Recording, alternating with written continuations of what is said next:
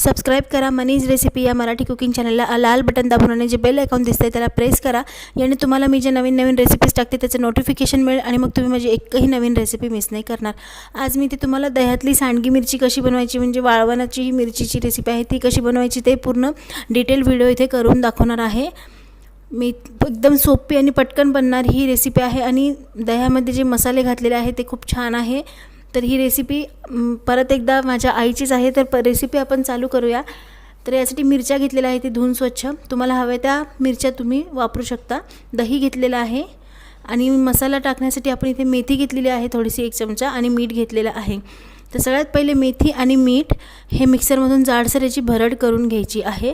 मेथी आणि मीठ इथे मिक्सरमधून फिरवून घेतलेलं आहे। त्यामध्ये आता हिंग घालायचा आहे थोडासा आणि हे मिक्सचर आपल्याला दह्यामध्ये जे आपण मिश्रण केलेलं आहे दह्याच्या मिश्रणामध्ये हे कालवून घ्यायचं आहे आणि याचं एक छान स्टफिंग म्हणजे मिरचीमध्ये भरण्यासाठी याचं तयार करून घ्यायचं आहे स्टफिंग आपल्याला। तर खूप मेथीची पूड असल्यामुळे याची चव खूप छान लागते दह्यातल्या मिरचीची ह्या, आणि वर्षभर ही मिरचीची रेसिपी तुम्ही बनवली तर पॅकबंद डब्यामध्ये भरून ठेवून वापरू शकता वर्षभर। तर मिरच्या ज्या आहेत त्याची देठ काढायची नाही, काही मिरच्यांची तर देठ निघालेले आहे पण मिरच्या देठासहित तुम्हाला वापरायच्या आहे आणि त्याला अशा मधून एक एक चीर पाडून घ्यायची आहे। चीर पाडल्यानंतर त्याच्या बिया काढायची काहीच गरज पडत नाही मिरचीच्या, फक्त तुम्हाला एक एक चीर पाडून घ्यायची आहे मिरच्यांना। तर मिरच्यांना तर चीर पाडून घेतलेला आहे आणि त्यामध्ये जो दह्याचा मसाला आपण दही तयार करून ठेवला आहे स्टफिंग करण्यासाठी भरण्यासाठी ते इथे भरून घ्यायचं आहे। चमच्याने भरता येत नाही व्यवस्थित त्यामुळे हातानेच हे काम करावं लागणार आहे। तर इथे दही भरून घ्यायचं आहे सगळ्या मिरच्यांमध्ये।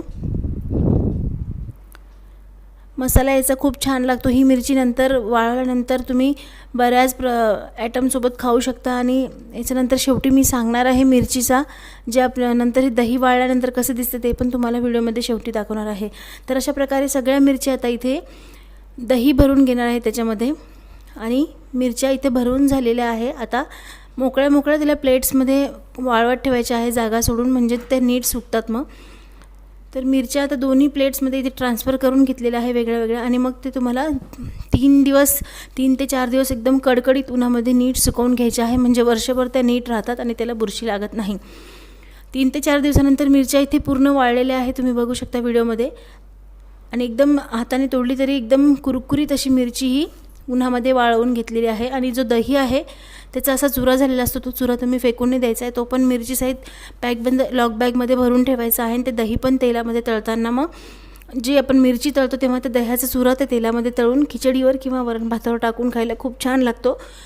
तर ते तुम्ही नक्की ट्राय करा। आणि सांडगी मिरची म्हणजे वाळवलेल्या मिरचीची ही रेसिपी आवडली असेल तर तुम्ही नक्की ही रेसिपी करून बघा। ही माझ्या आईचीच रेसिपी आहे। रेसिपी आवडल्यास रेसिपीला लाईक करा, कमेंट करा, शेअर करा आणि मनीज रेसिपी आहे मराठी कुकिंग चॅनलला अजून सबस्क्राईब केलं नसेल तर पटकन सबस्क्राईब करा। तर उन्हाळ्याची रेसिपी मी अजून भरपूर पोस्ट करणार आहे। भुसवड्याची रेसिपी जी सांगितलेली आहे ती पण आणि ज्वारीचे पापड पण पोस्ट करणार आहे। तर भेटूया आता, ही रेसिपी तुम्ही करून बघा। तोपर्यंत भेटूया पुढच्या अशा एक छानशा नवीन रेसिपीसोबत। Bye bye.